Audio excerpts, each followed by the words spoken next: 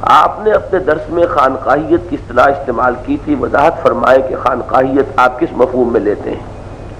کیا آپ کے نزدیک رہبانیت اور خانقاہیت میں کوئی فرق ہے؟ ماضی قریب کی تاریخ پر اگر روشنی ڈالی جائے تو یہ بات سامنے آتی ہے کہ خانقاہوں نے تبلیغ اسلام کے لیے جتنا اہم کردار ادا کیا ہے اور مسلمانوں کی زندگیاں بدلنے میں جتنا اہم کردار ادا کیا ہے، غالباً دین کے کسی اور شعبے سے یہ خدمت انجام نہیں دی، شعبے نے یہ خدمت انجام نہیں دی۔ خانقاہیت اور رہبانیت لازم و ملزوم نہیں ہے۔ رہبانیت تو ہے ترک دنیا، خانقاہیت ایک انسٹیٹیوشنلزم ہے، ایک ادارہ بنتا ہے تزکیہ نفس کے لیے اور لوگوں کی اصلاح کے لیے۔ یہ بھی ہو سکتا ہے کہ اس میں رہبانیت ہو، اگر اس کے چلانے والے وہ ہیں کہ جو خود راہب ہوں تو وہ خانقاہیت جو ہے راہبانہ ہو جائے گی، اور اگر اس کے چلانے والوں میں رہبانیت نہیں ہے تو وہ خانقاہیت رہبانیت والی نہیں ہوگی۔ میں اس کو تسلیم کرتا ہوں کہ ہمارے ہاں صوفیاء کرام نے اور خانقاہیت کے اس نظام نے بڑی مفید خدمات سر انجام دی، اگرچہ ماضی قریب اسے نہ کہیے، یہ ماضی بعید کی بات ہے، ماضی قریب کی بات نہیں ہے۔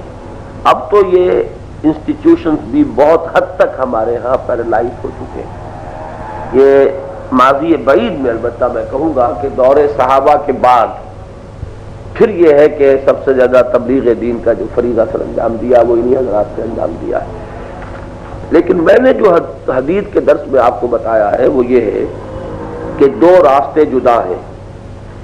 ایک راستہ یہ ہے کہ ذکر اور تزکیہ نفس اس لیے ہو کہ جہاد و قتال کی تیاری ہو، ایک یہ ہے کہ ذکر اور تزکیہ نفس ہی جو ہے اسی کا تسلسل چلتا رہے نسلاً بعد نسل، اس سے آگے پھر وہ اگلی منزلی نہ ہو۔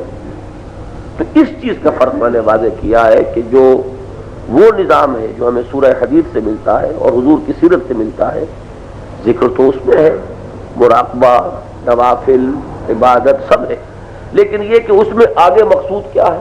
جہاد اور قتال فی سبیل اللہ، اور یہاں جو ہے اس نظام میں ادھر کا رخ نہیں۔